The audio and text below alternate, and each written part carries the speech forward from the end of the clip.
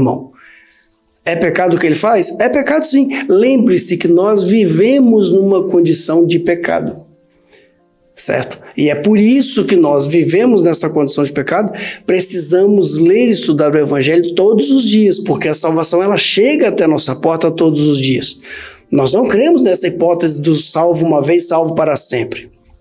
Eu, particularmente, acredito que o Evangelho ele pode fazer morada no coração de uma pessoa, a pessoa pode aceitar o Evangelho, Jesus abraça aquela pessoa, mas ela pode cair numa armadilha e ela pode desertar, né?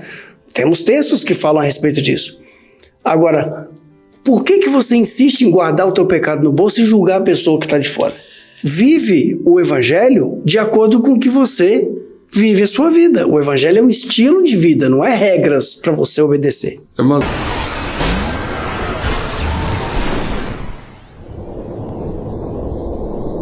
graças a paz da sua vida, sejam bem-vindos à Casa de Oração Milk para mais um vídeo Viver Corretamente Segundo a Verdade. Então eu convido você juntamente conosco a aprender mais e mais da Palavra do Senhor. Se você não acompanha os nossos vídeos, se você ainda não viu os vídeos anteriores, embaixo aí na nossa bio, vá lá, tem os vídeos todos. É uma sequência de vídeos. Nós estamos no vídeo... Esse vai ser o 5, se eu não me engano. O 5. Mas tem séries anteriores para você encaixar, porque está tudo baseado no livro de Gálatas, para você dar continuidade a esse estudo. Amém? Então, vem conosco, vamos aprender mais e mais da Palavra do Senhor. Maravilha, graça e paz, seja bem-vindo à Casa de Adoração. Vamos dar agora o fechamento dessa lição, que foi viver corretamente segundo a verdade. Quando a gente fala sobre esse texto, nós passamos aqui por uma jornada bem grande do livro de Gálatas. Nós falamos a respeito de Gálatas capítulo 2, desde o 11 até o 16. Foi o texto base. Foi, né? O texto base. Nós falamos também sobre Atos, capítulo 11, foram reconhecidos por servirem a Cristo. Pedro fingiu por medo, que a gente já conhece, esse está aqui, a gente vai falar novamente sobre ele. Atos capítulo 15, que é a questão dos judaizantes que tinham ido para as igrejas e tinham falado que eles precisavam, os novos crentes agora precisavam novamente crer e executar as leis de Moisés, primeiro, para depois se converter a Cristo. Então tem a convenção, que é feita ali em Jerusalém, e deles sai uma carta onde o apóstolo Tiago, que era então o líder, né, ele também é chamado de apóstolo, mas nós sabemos que é o irmão de Jesus, o Tiago, o apóstolo, os dois já teriam sido flagelados até aquela altura. Depois nós falamos a respeito da mudança da atitude hipócrita, né? Paulo defendia a verdade do Evangelho. Depois falamos sobre o que Pedro foi repreensível naquele momento. Tudo girando em torno do capítulo 2 de Gálatas. E hoje nós vamos fechar com, mais uma vez, Gálatas 2:14, Atos 15, 10 e 11 e o último texto, Romanos 5, de 8 a 10. Então, o que é que a gente compreende sobre isso? Que o Evangelho ele veio para trazer para nós uma modificação, um estilo de vida. A gente não tem mais um conjunto de regras, pode ou não pode, estabelecimento de estatutos e leis, porque a gente compreende que a transformação que Jesus faz em nós é uma transformação para uma vida nova, porque nós somos uma nova criatura, né? Aqueles que estão em Cristo, eles passaram da morte para a vida, já não estamos mais debaixo de condenação de pecado. Quando nós falamos a respeito de salvação, o que significa salvação? Nós fomos salvos do dia do juízo. Nós não seremos julgados para a salvação.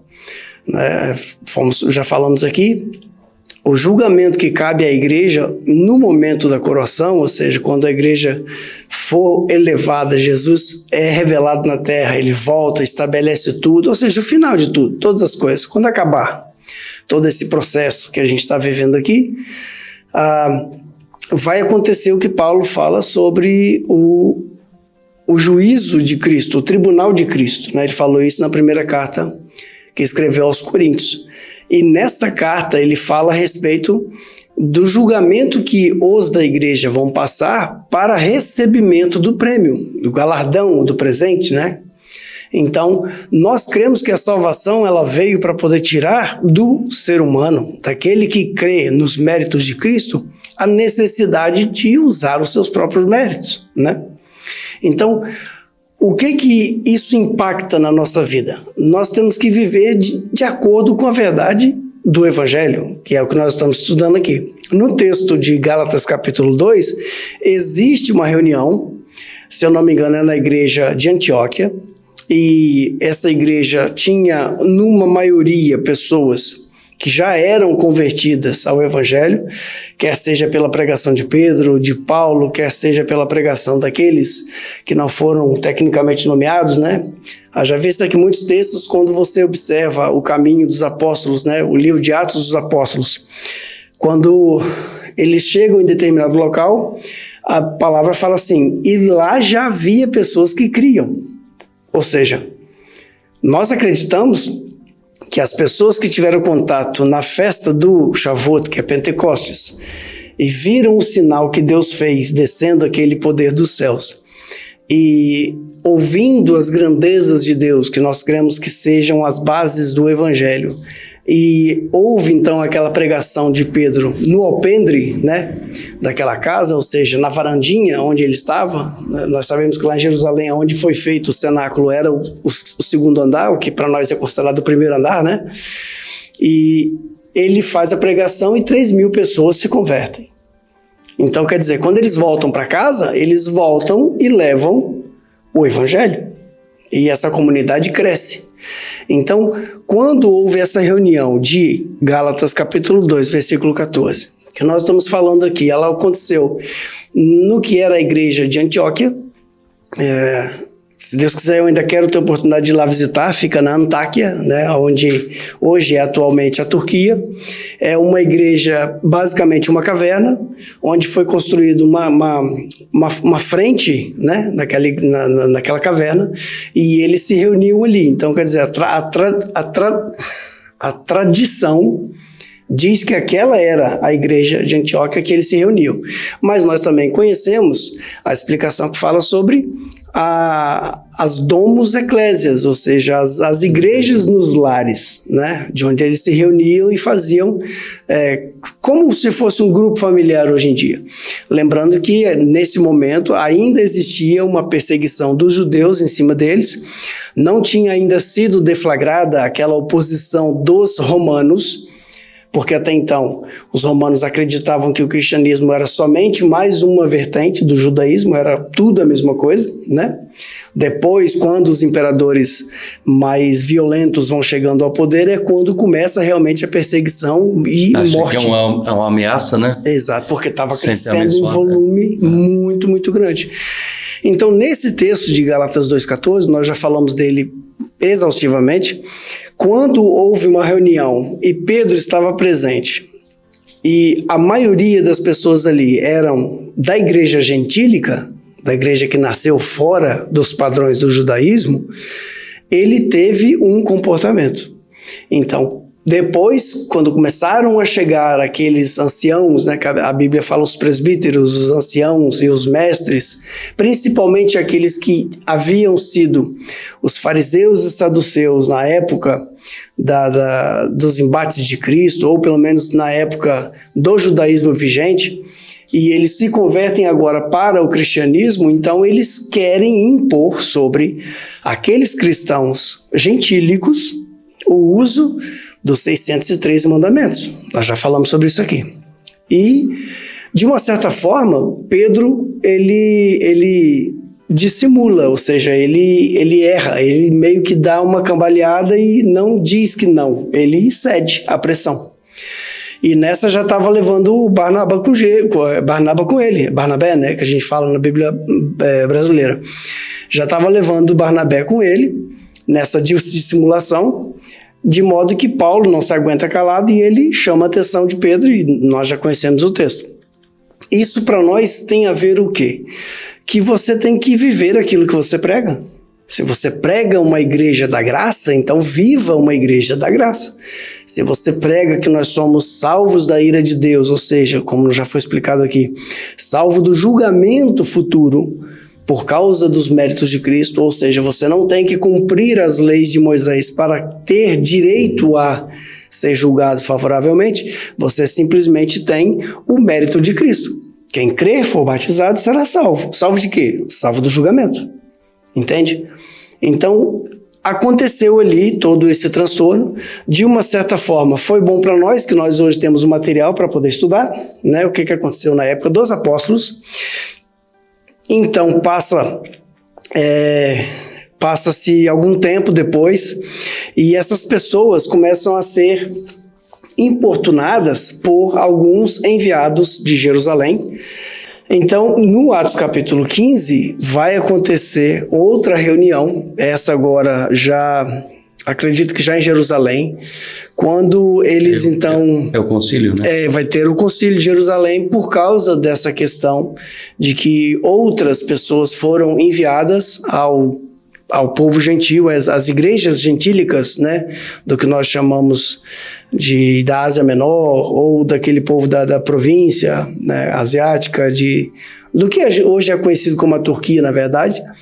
E eles pregavam, então, essa necessidade que a igreja, mesmo gentílica, tinha primeiro de conhecer as leis de Moisés e de cumprir todos os requisitos, começando pela circuncisão, para assim depois ela aceitar a Jesus, né? E vamos colocar dessa forma. Então, no Atos capítulo 15, existe a necessidade de fazer um documento, fazer uma carta.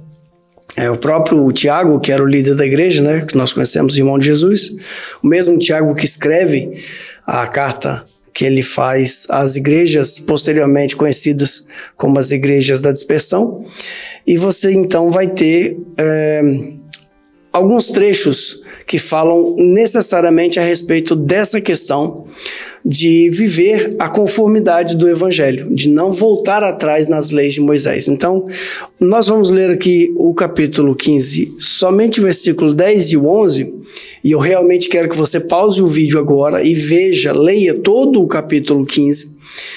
Se possível, vou ler o capítulo anterior para você ter um pouco mais de noção do contexto do que estava acontecendo. O livro de Atos ele fala a respeito das viagens missionárias que partiram exatamente dessa igreja central em Antioquia, que passa a ser, então, a igreja que começa a enviar, né, os missionários no campo missionário. Atos capítulo 15, versículos 10 e 11 vai dizer assim: então, por que é que vocês estão querendo pôr a Deus à prova, colocando uma carga nas costas dos que agora estão crendo?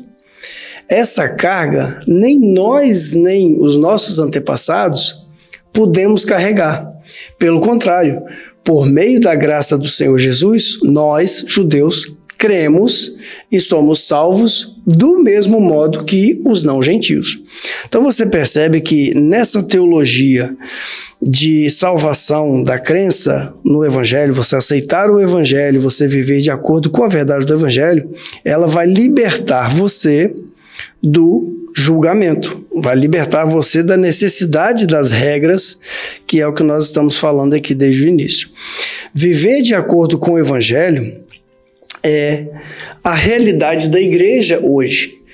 Nós precisamos voltar ao verdadeiro evangelho, aquele evangelho perdido, que é o mesmo evangelho ensinado por Jesus, é o evangelho ensinado pelos apóstolos, né, na subida de Jesus, no capítulo 2 de Atos, porque ele fala exatamente dessa salvação.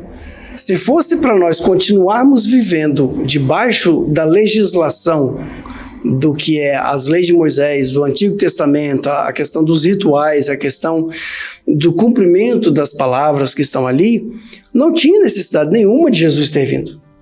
É exatamente o que Paulo fala no livro de Gálatas. Se você quer se circuncidar, se você quer viver de acordo com a lei, Jesus veio para você para nada. A questão é, hoje a igreja realmente vive o verdadeiro evangelho? Né? O híbrido, como está aqui. Uma mistura. É uma mistura. É uma mistura. É algo que vive levando ao judaísmo misturado com cristianismo ou cruz. Nós estamos antes ou depois da cruz? Isto é a questão que hoje nós colocamos aqui. Esse estudo leva a isso, que foi falado aqui. Eles ainda debatiam, queriam viver no judaísmo. Tiveram que fazer um concílio lá em Jerusalém, em Atos capítulo 15. Esse Gálatas que foi falado antes, deixa estar, vamos vivendo assim, mas não é isso. E Paulo chama a atenção. Sim. Chama a atenção de Pedro. E Barnabé estava se deixando se levar, né? Sim. E quantos deixam se levar? É evangelho. Por quê? Porque normalmente o crente hoje, o evangélico, o crente, o cristianismo, ele se deixa, está falando tudo de Cristo, está falando da Bíblia, mas nós temos que falar do evangelho. O evangelho que salva. Quem que salva? Sou eu que me salvo? Aí eu ergui a mão para Jesus, então agora estou salvo. Aí começa a fazer as obras. Aqui ele fala aqui, querendo pôr à prova, colocando cargas nas costas dos irmãos. O que a igreja faz hoje? Não, você tem que trabalhar, você tem que fazer a obra, Deixam famílias, deixam o pai, deixam os filhos, a esposa, vai fazer uma corrente não sei das quantas. É errado? Não, você está praticando uma fé, mas tem que ter uma ciência, um conhecimento do que não sou eu, não são as minhas orações, as minhas dedicações que vai me levar à salvação. É isso que Paulo estava falando. Está baseado nos méritos de Cristo, nos favores merecidos que Cristo fez por nós. Sim. Não é porque eu faço. Eu tenho que fazer isso. Ajudar a sua comunidade, ajudar a sua igreja, trabalhar na sua igreja, ser um voluntário. Amém, né? Claro. Nada contra isso. E eles fizeram isso. Ir para todo mundo, não foi isso que Jesus falou? Em Mateus 28, 18, deu todo o poder e vai e segue e fala que ir para todo mundo, pregar o evangelho. É isto. Não é pregar judaísmo. Né? Não é, a palavra está aqui. O Paulo chama a atenção e nós estamos chamando a atenção hoje de nós mesmos, né? Que nós estamos no meio disto tudo. E nós, no século 21, é quase impensável a pessoa olhar e falar assim, mas a Bíblia é uma só. Amém? E é verdade. Sim. Gênesis, Apocalipse, é uma só. Mas nós temos que saber a que parte nós estamos, que parte nós estamos vivendo deste evangelho. Amém? Veio a lei foi dito aqui com muita propriedade. Foi Deus, a misericórdia de Deus, a graça de Deus sendo lançada para salvar aquele povo, para chegar a ter um destino, ter um propósito. O que era o propósito? Separar um povo, educar um povo, cercar esse povo para que viesse o Messias. Exato. Já pensou se o Messias vem num povo todo bagunçado? Que respeito teria, né? É tão simples como isso, né? Muitas vezes é tão simples as pessoas parar e ver isto. Deus teve que estreitar o caminho deles, né? A partir do lado do Sinai. Pronto, veio a lei, veio as tábuas da lei, veio sim senhor, que nós só falamos 10, né? São 613 preceitos, tem várias ramificações dentro ainda, depois tem muito mais, né? Tem. Pois ele aí... Tem as explicações dos mandamentos. E eles vão fazendo mais coisas ali, e tudo que Jesus fez. Chega até Jesus nos mostra um evangelho simples, fala, agora é comigo, após a mim, né? Após a mim você não está condenado. Após a mim vocês estão livres, justificados dessa condenação. Mas só que ainda mistura. E ele vai ler agora o Atos capítulo 15. Não sei, já lemos. Já leu. Tiveram que fazer um concílio ali, né, para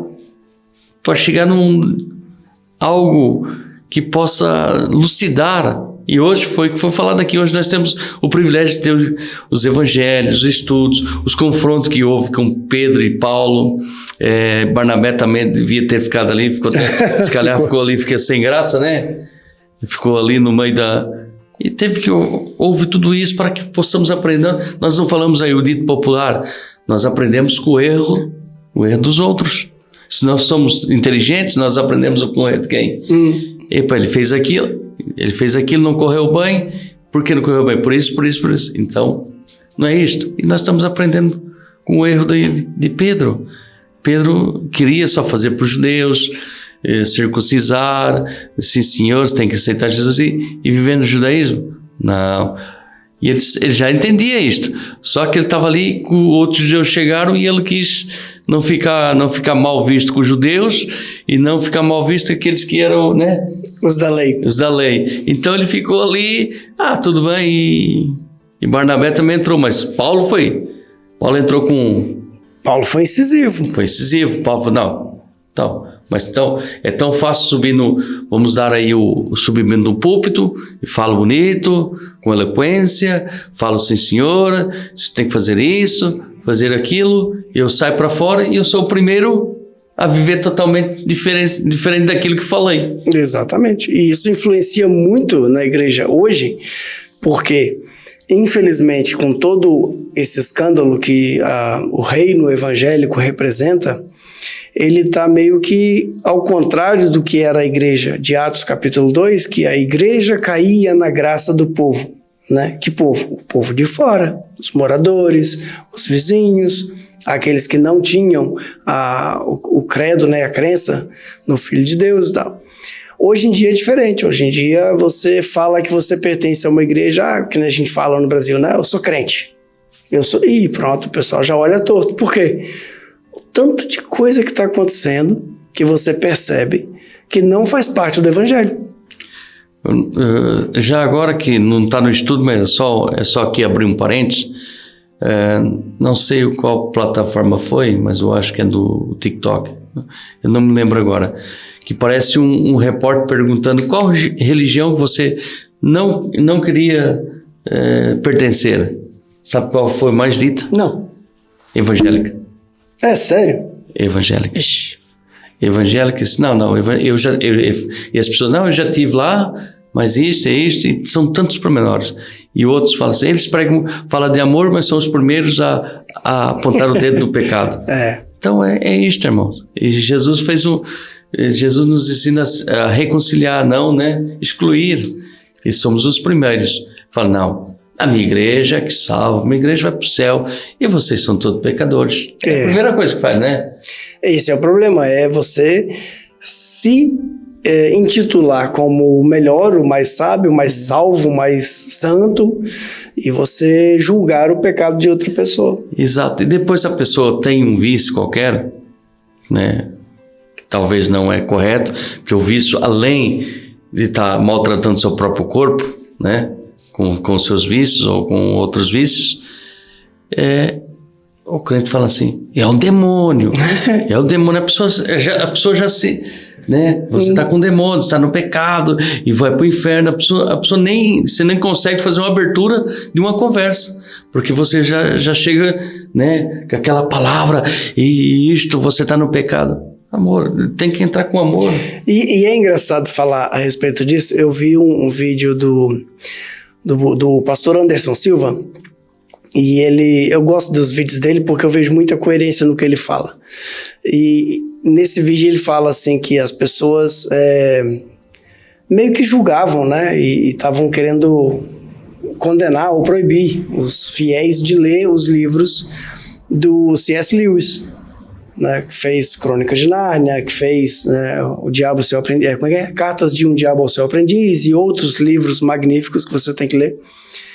Por quê? Porque ele tem várias fotos dele na internet dele fumando charuto. E é imprescindível você saber que o C.S. Lewis, ele era anglicano.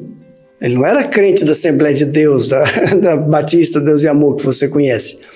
Ele tem uma teologia fantástica, ele tem uma abordagem maravilhosa do reino de Deus, e ele era anglicano. Então, Para ele, aquilo era um hábito mais que normal, 1800 e tal, normal a pessoa fazer uso do tabaco.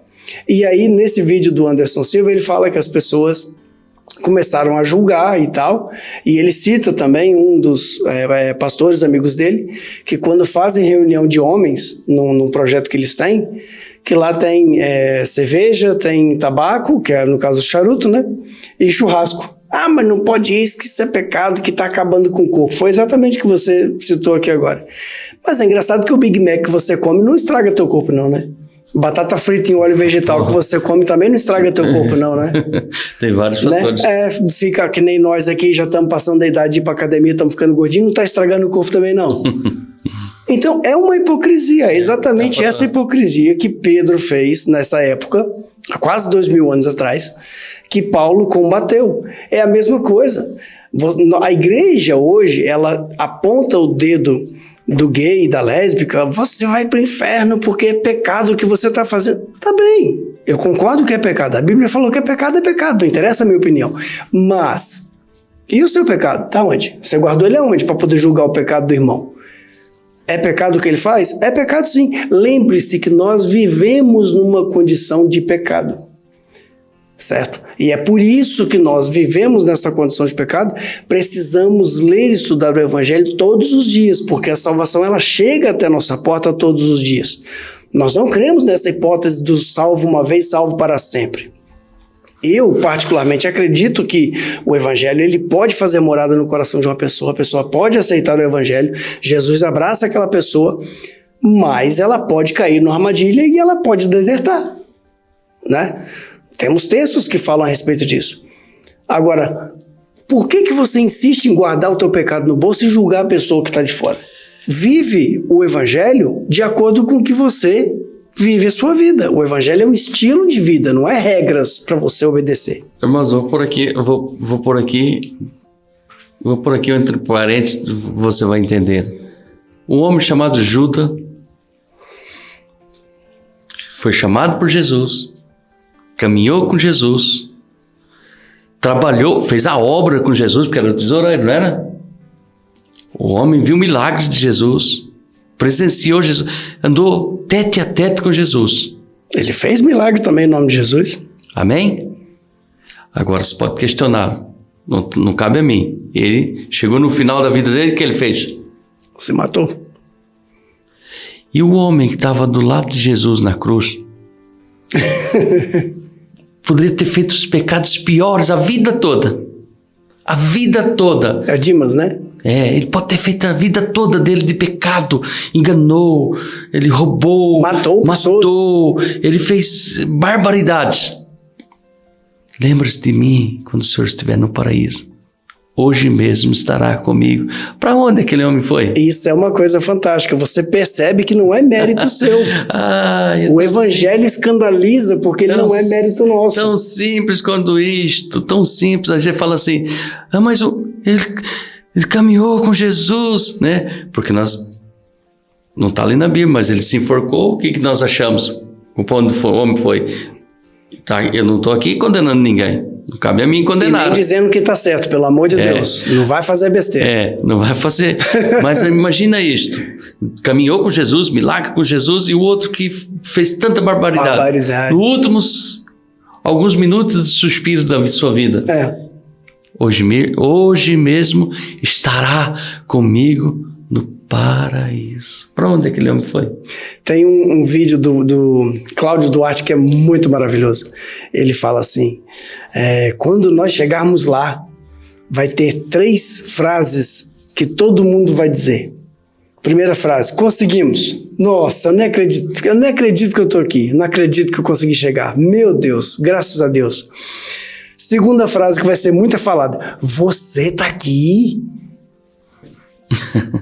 E terceira frase que eu acho que é a pior de todas, que vai ser muito falada lá no céu.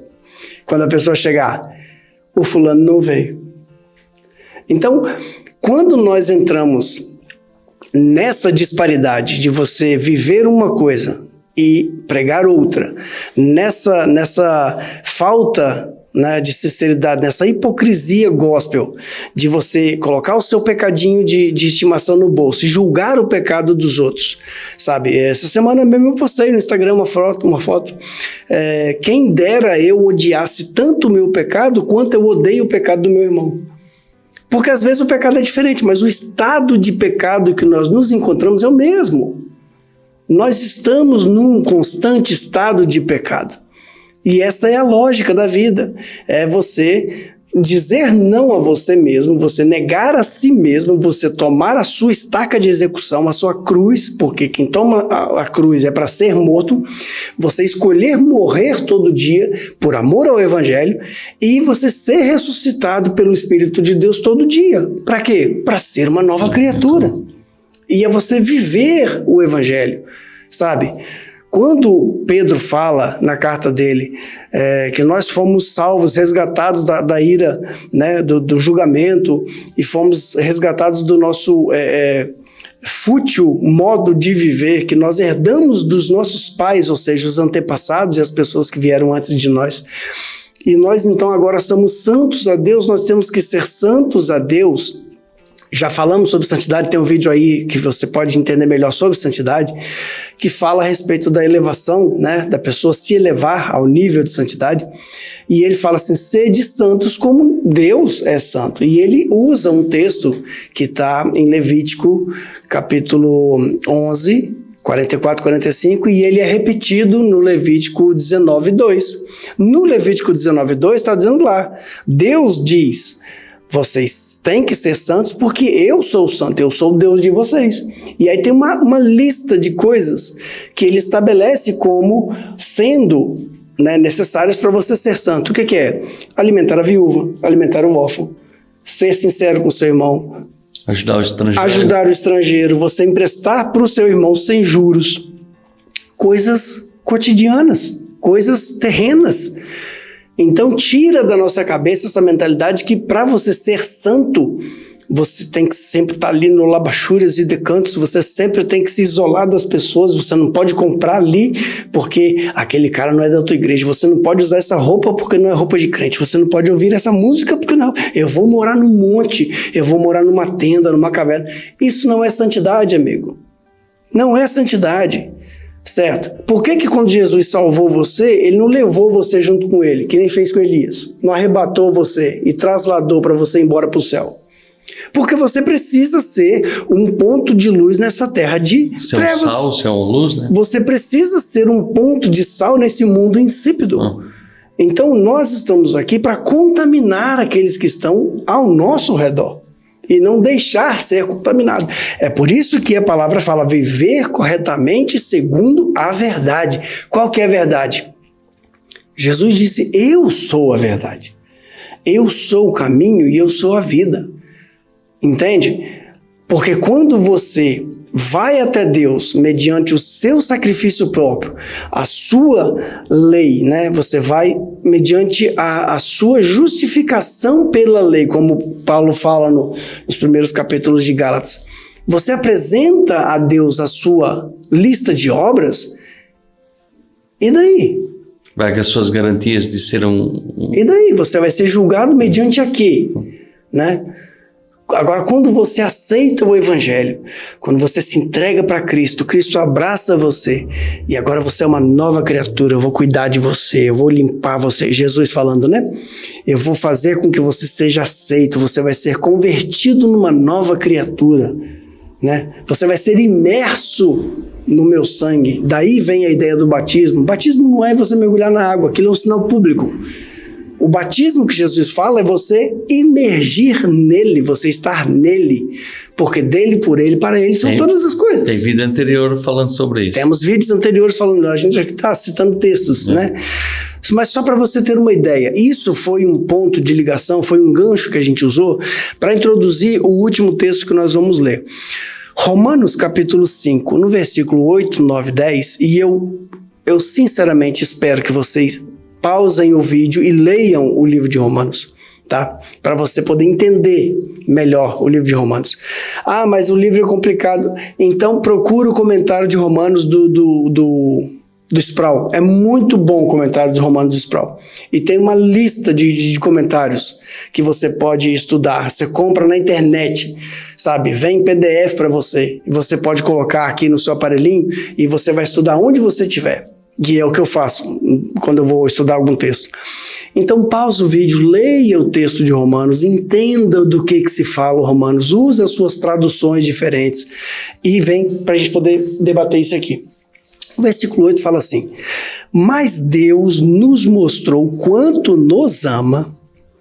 Cristo morreu por nós quando ainda vivíamos no pecado. Ué, pastor, mas eu não entendi. Eu não preciso me arrepender e buscar Deus para Deus me perdoar? Está dizendo aqui que Deus me perdoou antes mesmo de eu ainda estava... Eu não era nascido ainda. Então, pois é. Versículo 9. E agora que fomos aceitos por Deus por meio da morte de Cristo na cruz, é mais certo ainda que ficaremos livres por meio dele do castigo de Deus. Entende? Não há condenação para quem está no corpo de Cristo. A salvação que você tem não é do capeta, não é do pecado, não é do mundo mal. Você não vai parar de sofrer, você não vai ficar rico. A salvação que você tem é do castigo, da ira de Deus. Certo? Eu acho muito lindo as pessoas abrirem João 3,16. Ai, que texto maravilhoso. Jesus é amor. Olha que lindo. Jesus é amor. Mas João 3,16. Porque Deus amou o mundo de tal maneira que deu o seu Filho unigênito para que todo aquele que nele crê não pereça, mas tenha a vida eterna. Aí o cara mete lá um ponto e vai viver a vida dele toda errada na vida. Ele sabe de cor o João 3,16, mas nunca leu o João 3,36. Você já leu? Está escrito lá: aquele que não tem o Filho de Deus, sobre ele permanece a ira de Deus. Então você não pode viver alienado à verdade do Evangelho. Porque aqui o texto está dizendo que Deus mostrou o quanto Ele nos ama porque Cristo morreu por mim, sendo que eu ainda estava no pecado.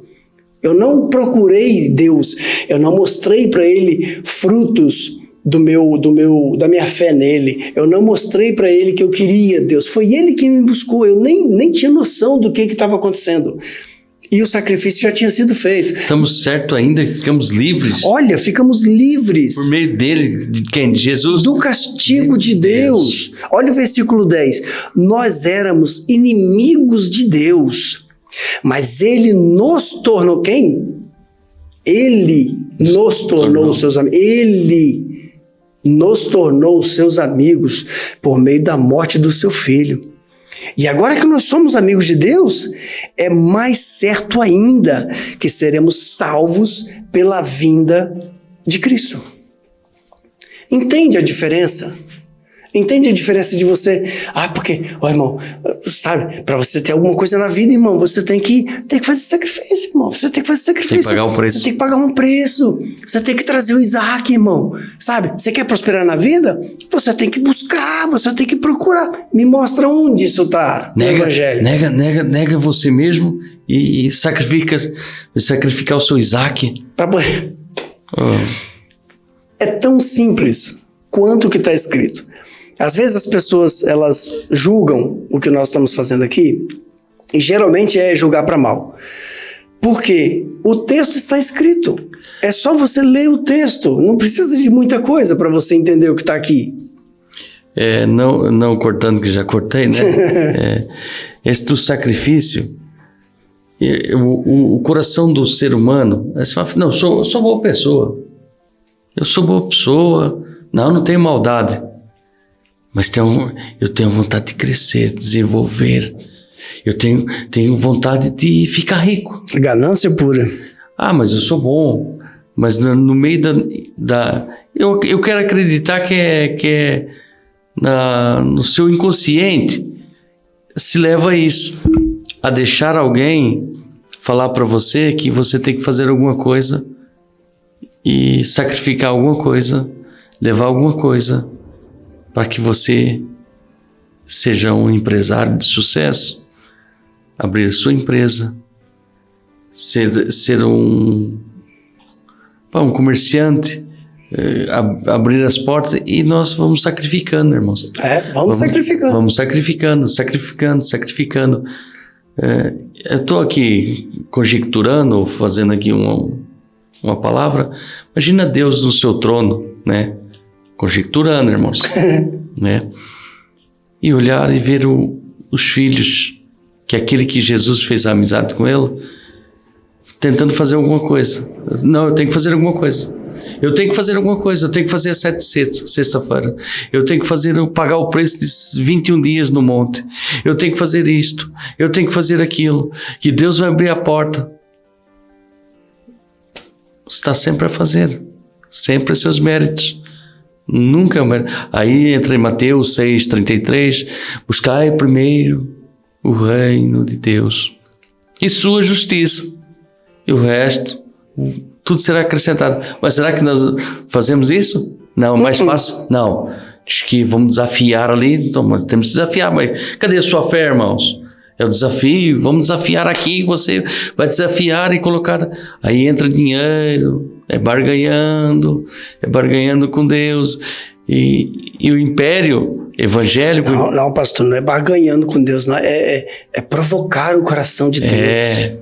Você vai encostar Deus na parede, sabe? Você pode encostar uma aranha na parede, mas Deus você nem encosta. É você mexer com Deus. Oração assim. Forte. Eu tenho uma oração forte. Irmãos, pronto, olha. Nós estamos para aqui e somos criticados por isso, né?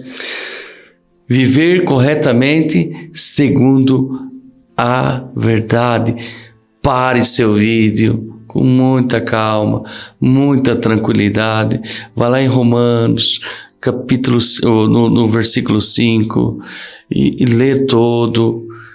Vai numa versão que você sinta bem, porque tem várias versões que você não entende. Tem várias versões aí nos telemóveis, tem várias versões.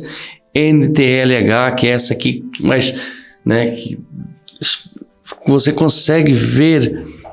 Agora fomos aceitos por Deus por meio de quem? Da morte de Cristo na cruz. É mais certo ainda que ficaremos livres por meio dele, que é em Cristo, do castigo de Deus. Verso 10. Nós éramos inimigos de Deus, mas ele tornou seus amigos por meio da morte do seu filho, quem? Jesus. E agora somos amigos de Deus. É mais certo ainda, seremos salvos pela vinda de Cristo Jesus. Tão fácil, né? Nós complicamos o Evangelho. Olha o que está escrito no Salmo 50. A gente pensa, a gente não, assim, vamos falar agora a realidade. Essas pessoas que vivem essa ilusão sabe, que você tem que chacoalhar Deus, você tem que fazer algo diferente para chamar a atenção de Deus, porque Deus precisa, Deus só vai te abençoar se você fizer o sacrifício, irmão. Mas Davi foi enfrentar o Golias, ele tem que fazer alguma coisa. Tá bem, olha lá, Salmo 50, Salmo de Asaf. Olha o que ele diz. Depois você lê o salmo inteiro para você entender. 7, versículo 7. Escute, meu povo, e eu falarei. Ó Israel, e eu testemunharei contra você. Eu sou Deus, o seu Deus. Não repreendo pelos sacrifícios, nem pelos holocaustos que você continuamente me oferece. Não aceitarei novilhos da sua casa, nem bodes dos apriscos, pois são meus todos os animais do bosque, os gados dos milhares sobre as montanhas. Eu conheço todas as aves dos montes, e são meus todos os animais que vivem no campo. Se eu tivesse fome, não teria necessidade de dizê-lo a você, pois meu é o mundo e a sua plenitude. Acaso como eu carne de touros? Ou bebo eu sangue de cabritos? Ofereça a Deus sacrifício de ações de graça. Cumpra seus votos para com o Altíssimo. Mas olha, você precisa entender, não existe nada neste mundo que você possa entregar para Deus, devolver para Deus, seja qualquer a palavra que o seu líder coloca para te enganar. Não existe nada que você ofereça para Deus que já não seja dele. O mundo é de Deus, foi ele que fez. Todo o estabelecimento, a arquitetura do sistema ritual que foi feito no livro de Levítico, lá no deserto, foi feito para criar uma amizade entre o homem e Deus. Leia o livro de Levítico. Todos os sacrifícios de oblação, de alegria, de oferta voluntária, de sacrifício que eles ofereciam no templo, quem comia era o próprio ofertante. Era para ele comer. Deus não come nada. A parte destinada para Deus, quem comia era o sacerdote que sacrificava o animal. Deus não precisa de você, Deus não precisa das suas doações, os seus dízimos, as suas ofertas. Deus não precisa de nós.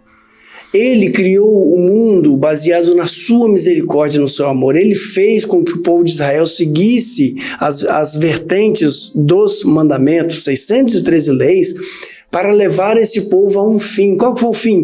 O final da lei é Cristo. A finalidade, o motivo, a razão de existir a lei para o povo de Israel é Cristo. Cristo já veio, ele já morreu, ele apareceu na nossa história. No ano, há 2000 anos atrás, vamos colocar aí, no que nós conhecemos como o Marco Zero da nossa era. Só que Apocalipse vai dizer que ele é o sacrifício que foi oferecido antes da fundação do mundo. Porque desde quando o mundo foi estabelecido e Adão pisou na terra, começou o pecado. Então todos estão abrangidos pelo sacrifício de Cristo. A questão é, o que você vai fazer com essa informação? Você vai aceitar o Evangelho? Você vai se dobrar ao Evangelho? Você vai se entregar para Cristo? Ou você vai querer viver pelas suas próprias ações, pelos seus méritos próprios? Viver de dogmas de igrejas e viver de religiosidade. Esse texto está falando aqui, um judeu, Asaf, falando para os outros judeus, que também são daquela tribo. Ou são todos os povos de Israel naquela época do templo. E ele está dizendo aqui, não adianta você oferecer para Deus, é tudo dele. Quando ele diz, ofereçam sacrifícios de ações de graça, quando você oferece algo para Deus, é para agradecimento do que ele já fez a você, não é para você obter um favor novo. Então, quando nós dizemos aqui, viver corretamente segundo a verdade, é você entender o Evangelho. Você é judeu, você vive segundo as práticas do judaísmo e você hoje vive segundo o que é conhecido como judaísmo rabínico?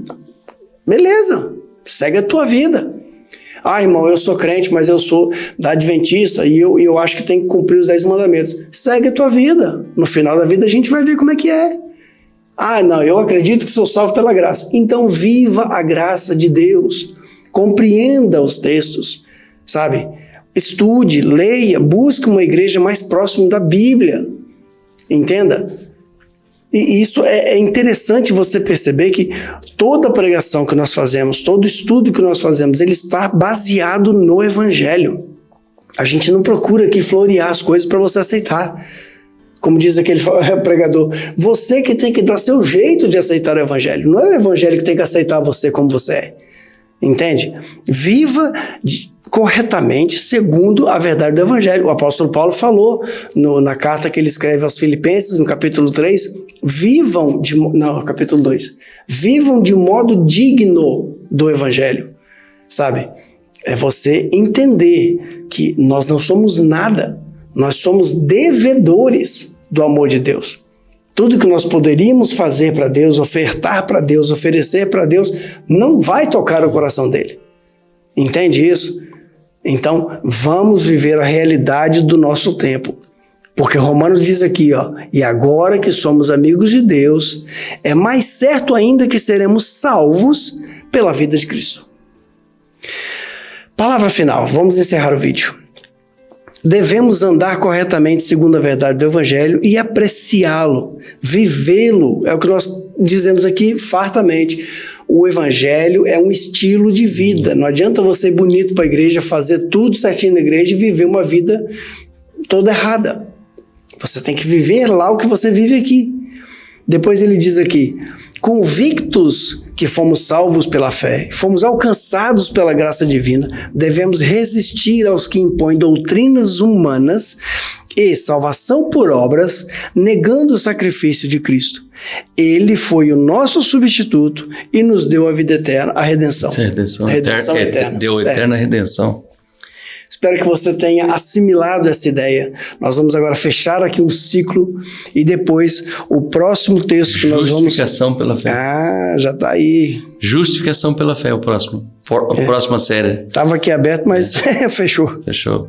Pronto, este é o 5º vídeo dessa série, Viver Corretamente Segundo a Verdade. E eu espero você na justificação pela fé. Esse vai ser bonito. Né? Esse... É o capítulo 12, Justificação pela Fé. Esse vai ser bonito. Então eu espero você nesse vídeo. Amém? Amém? Deus abençoe a sua vida. Te vejo Até o a próximo próxima. vídeo.